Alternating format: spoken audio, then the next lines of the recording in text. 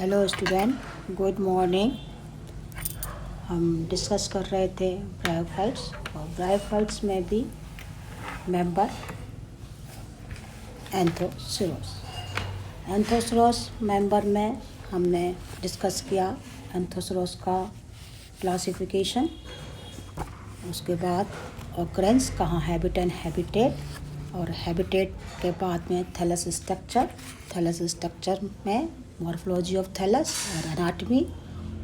और आज जो हम डिस्कस करेंगे, इसका स्टार्ट करेंगे, वो है रिप्रोडक्शन ऑफ थैलस। ये थैलस में एंथोसिरोस में रिप्रोडक्शन कितने प्रकार का होता है और किस तरह से होता है। हम मतलब आज इसमें आज अपन स्टार्ट करने वाले हैं इस क्लास में रिप्रोडक्शन ऑफ एंथोसिरोस। तो पहले हम थोड़ा सा एक बार अगर आपको करें कि क्या था क्लासिफिकेशन एंथोसिरोस का। तो क्लासिफिकेशन था एंथोसिरोस का ब्रायोफाइटा, वर्ग था इसका एंथ्रोप्सिडा, जो गण था ऑर्डर जिसको करें वो एंथोसिरोटेल्स, फैमिली एंथोसिरोसी, जीनस था एंथोसिरोस। हैबिट एंड हैबिटेट आपको याद है मोस्ट प्लेसेस पे मिल रहे थे, शैडो पैलेस में, जहाँ पर कि ऐसे स्थान उष्ण और शीतोष्ण जहाँ पर थे, सभी स्थानों पर अपना ग्रो करते थे ये, और 5000 से 8000 की ऊंचाई पर ग्रो करते थे इनकी स्पीसीज। 25 स्पीसीज रिपोर्ट की गई हैं इंडिया में, और कुछ स्पीसीज राजस्थान में भी ग्रो करती हैं, पाई जाती हैं माउंट आबू में, जैसे कि एंथोसिरोस हिमालयंस या एंथोसिरोस इरेक्टस। ये भी हमने बात की। थैलस स्ट्रक्चर में हमने डिस्कस किया कि थैलस की बाह्याकार और थैलस के आंतरिक अंश। थैलस के बाह्याकार में हमने बात की कि थैलस में हॉर्न लाइक स्ट्रक्चर पाई जाती हैं, और थैलस में इसके जो राइजोइड्स हैं वो एक ही प्रकार के पाए जाते हैं, स्मूथ वॉल, स्केल्स प्रेजेंट नहीं होते हैं, मिड रिब का अभाव होता है। ठीक इसी तरह एनाटमी में भी हमने डिस्कस किया कि इसमें किसी भी प्रकार का two region, photosynthesis region and storage region में जो थैलस है, एनाटमी है, डिफ्रेंशिएट नहीं करती है, एक ही रीजन देखते हैं, बल्कि बीच में केवल म्यूसिलस कुछ कैविटीज पाई जाती, स्ट्रक्चर पाए जाते हैं, और उसमें नॉस्टॉक एल्गी की कॉलोनी पाई जाती हैं।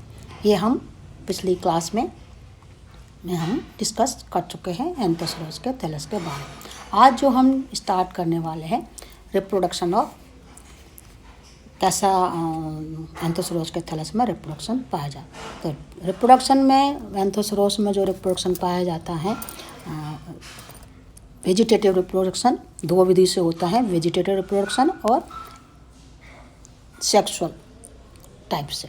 Sexual reproduction, A sexual type of reproduction इसमें नहीं पाया जाता है ब्रायोफाइट्स इसमें, एंथोसिरोस में। अब है कि जो वेजिटेटिव रिप्रोडक्शन है कितने प्रकार से होता है। तो वेजिटेटिव रिप्रोडक्शन है by fragmentation, by prostate growing apex के द्वारा, बाय ट्यूबर के द्वारा और बाय गेमे के द्वारा। मतलब खंडन के द्वारा, दीर्घ स्थायी वृद्धि बिंदु, कंद के द्वारा और बाय गेमा कप के द्वारा।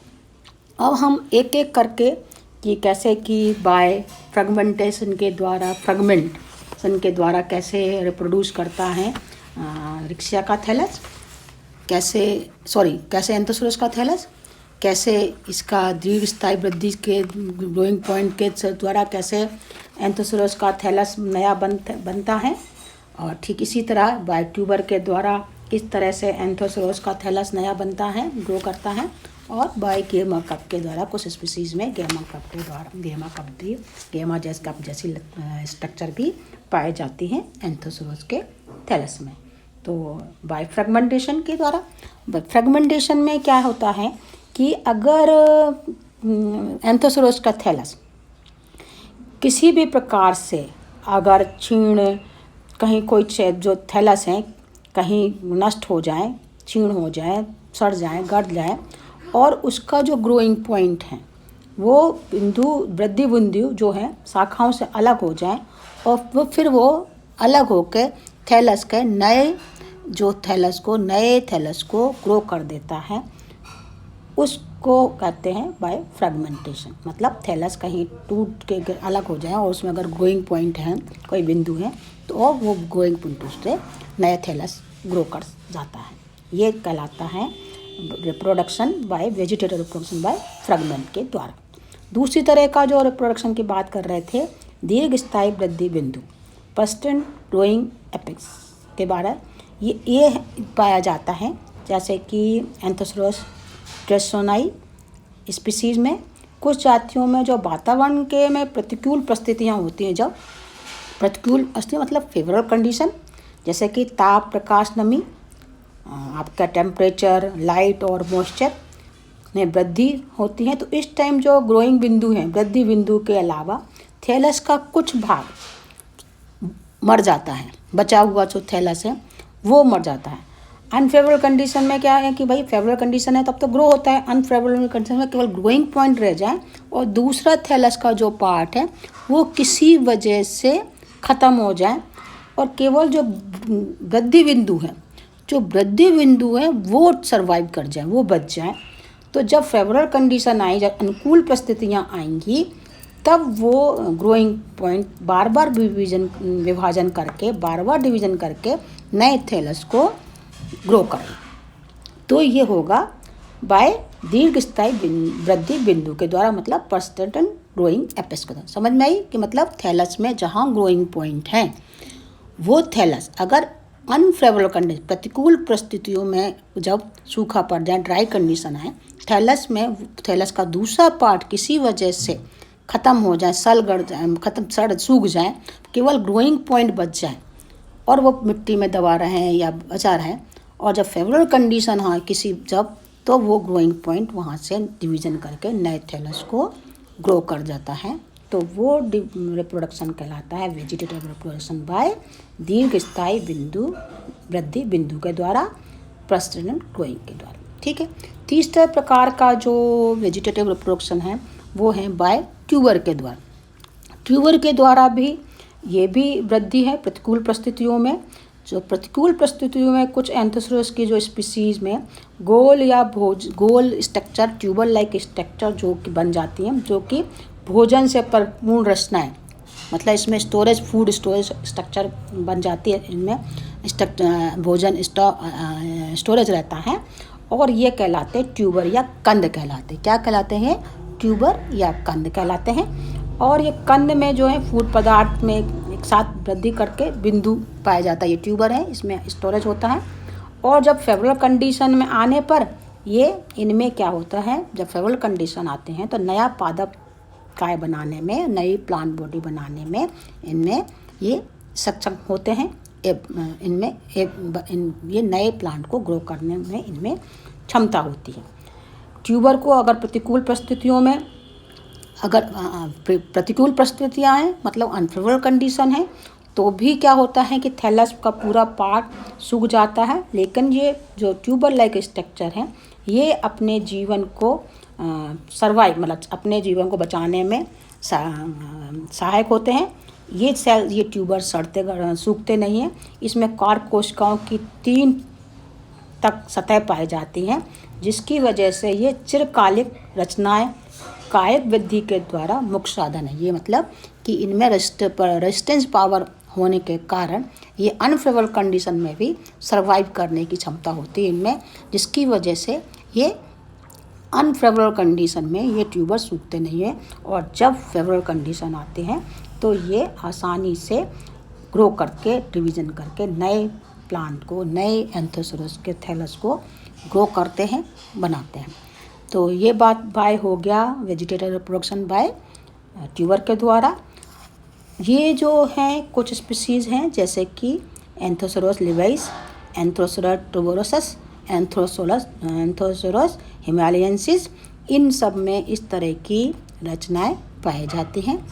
अब एक है कि बाय गेमा का, जो कुछ स्पीसीज़ में जो है गेमा कप जैसी स्ट्रक्चर भी रिपोर्ट की गई हैं, जो एंथोसोरस की कुछ स्पीसीज़ में जो मल्टी कोशिकीय, बहुकोशिकीय सबरंत रचनाएं, मतलब स्टॉक रचनाएं, सबरंत रचनाएं पाई जाती है, जो गेमा कहलाती हैं।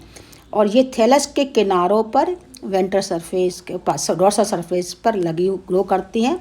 और ये गेमा कप मदर प्लांट से अलग होकर, मदर थैलस से अलग होकर नए थैलस का निर्माण में सहायक होती है, निर्माण करने में नया निर्माण थैलस का कर लेती हैं। और ये मात्र पादप से पदक होने से पूर्व ये देखा है कि इनमें जो है एक कैविटी लाइक स्ट्रक्चर में ये बनी हुई होती है, कप लाइक स्ट्रक्चर में। तो ये गेमा कहलाते हैं बेसिकली कप हैं, गेमी कैविटी के अंदर इनमें होते हैं। पर ये कुछ ही स्पीसीज में रिपोर्ट की गई हैं कि इस तरह के स्ट्रक्चर पाई जाते हैं। तो ये तो बात हो गई एंथोसोरस में वेजिटेटिव रिप्रोडक्शन के बाद। अब ये है कि एंथोसोरस में सेक्सुअल रिप्रोडक्शन पाया जाता है, और सेक्सुअल रिप्रोडक्शन के लिए एंथ्रीडियम और आर्चिगोनियम का निर्माण दो जरूरी है। तो एंथ्रीडियम और आर्चिगोनिया का जो बात करें कि कैसा एंथ्रीडियम होगा और कैसी आर्चिगोनिया होगी डेवलपमेंट के लिए, तो मेल गैमीट तो एंथ्रीडियम में बनेंगे और फीमेल गैमीट का निर्माण होगा आर्चिगोनिया में।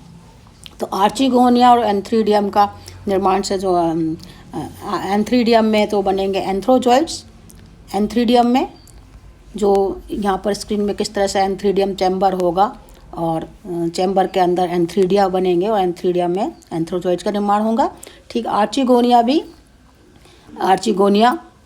नेक cell and venter canal cell जैसा कि उसमें था, और इस तरह से आर्चिगोनिया में एग का निर्माण होगा, फीमेल गैमेट का निर्माण होगा।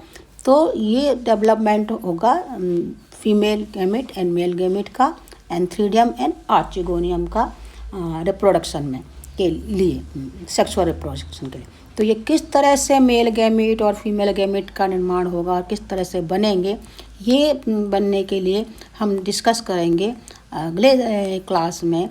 जो हम इसको स्टेप बाय स्टेप कि पहले हम डेवलप करेंगे डेवलपमेंट ऑफ एंथ्रीडियम कैसे बनेगा, और फिर डेवलपमेंट ऑफ आर्चिगोनिया कैसे बने। तो एंथ्रीडियम के लिए डेवलपमेंट के लिए कि भाई कौन कौन सी स्टेप आएंगे, कौन कैसे ग्रो होगा, चैम्बर कैसे बनेगा, और फिर उसमें एंथ्रीडिया कैसे डेवलप होंगे, काफ़ी लंबा वो है, कई स्टेप बाय स्टेप। ठीक उसी तरह आर्चिगोनिया में भी स्टेप बाय स्टेप किस तरह से एंथ्रीडिया बनेगा और किस तरह से आर्चिगोनिया का डेवलपमेंट होगा, ये हम अब बात करेंगे अगली क्लास में आने में। जब ये तो आज ये आपके समझ में आ गया कि वेजिटेटिव रिप्रोडक्शन किस तरह से हुआ एंथोसोरस में, बाय फ्रेगमेंट के द्वारा, बाय पर्सिस्टेंट ग्रोइंग एपिक्स के द्वारा, बाय ट्यूबर के द्वारा, और बाय गेमा के द्वारा। और सेक्सुअल रिप्रोडक्शन हम स्टार्ट करेंगे। अब ये है कि आपको बताया इसमें भी गैमेटोफिटिक फेज और स्पोरोफिटिक फेज होगा। गैमेटोफिटिक फेज में जो मेन जो है थैलस हैं, यहाँ पर जो आपको उस दिन ये गैमेटोफिटिक फेज तो थैलस है, और स्पोरोफिटिक फेज जो है कि ये होर्न लेग स्ट्रक्चर जो स्पोरोफाइट है ऊपर लगा हुआ, ये है स्पोरोफाइट ऑफ एंथोसोरस, और जो नीचे है ये गैमेटोफाइट। तो मेन जो अगर हम बात करें जो मेन जो स्टेज हैं इसमें गैमेटोफाइट स्पोरोफाइट ये डेवलप होंगे, ये आफ्टर फर्टिलाइजेशन के बाद स्पोरोफाइट का जो होर्न लेग स्ट्रक्चर है ये डेवलप होगी। तो ये तो बात हो गई हमारी, डिस्कस हो गया आज इसमें रिप्रोडक्शन में।